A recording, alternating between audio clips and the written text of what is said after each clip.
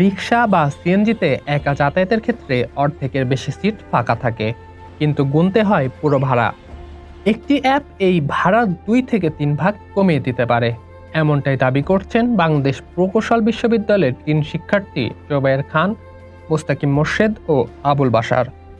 তারা তৈরি করেছেন একটি ভেহিকল পুলিং অ্যাপ, যার মাধ্যমে শেয়ারে যাতায়াত করা যাবে। আমরা যখন ফার্স্ট ইয়ারে ছিলাম দেখা যেত আমরা ইন্ডিভিজুয়ালি যাওয়া আসা করছি, আমাদের 100-200 টাকা প্রতিদিন চলে যাচ্ছে বুয়েটে আসতে। তো পরবর্তীতে আমরা চিন্তা করলাম আমরা যদি একসাথে যাই সেক্ষেত্রে আমাদের ভাড়াটা বেঁচে যাবে আরো অনেক। তো পরবর্তীতে দেখলাম যে এই প্রবলেমটা তো আরো অনেকের সাথে আসছে, লাইক বুয়েটের অনেকেই টিউশন করায়, তো তারা আর কি বুয়েট থেকে টিএসসি যায় প্রতিনিয়ত, তারাও দেখলাম একা একা রিক্সা নিয়ে যাচ্ছে। তো পাশের সিটটা প্রায় ফাঁকাই থাকছে বেশিরভাগ সময়।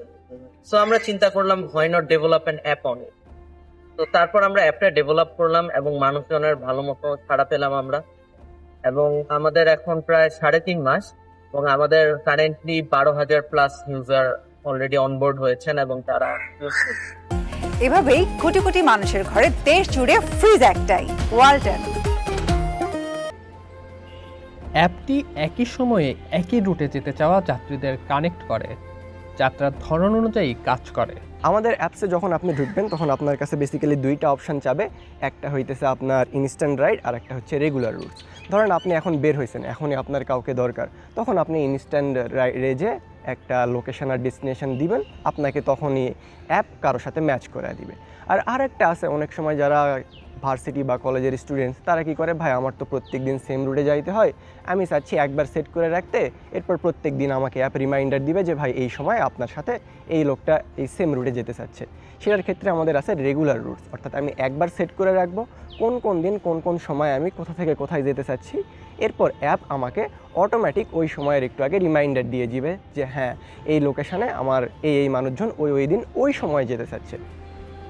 অ্যাপটির মাধ্যমে যাতায়াতে 50 থেকে 66% পর্যন্ত ভাড়া বাঁচানো সম্ভব বলে আশা করছেন এই শিক্ষার্থীরা।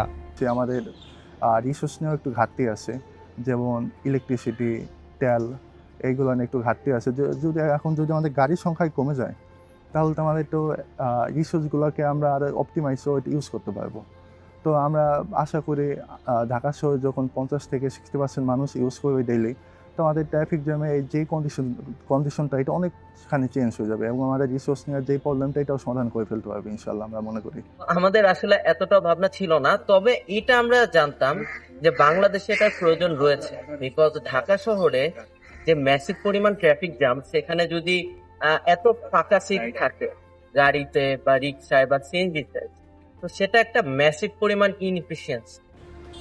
উদ্যোক্তাদের দাবি, অ্যাপ ব্যবহারকারীদের নিরাপত্তার কোনো ঝুঁকি নেই।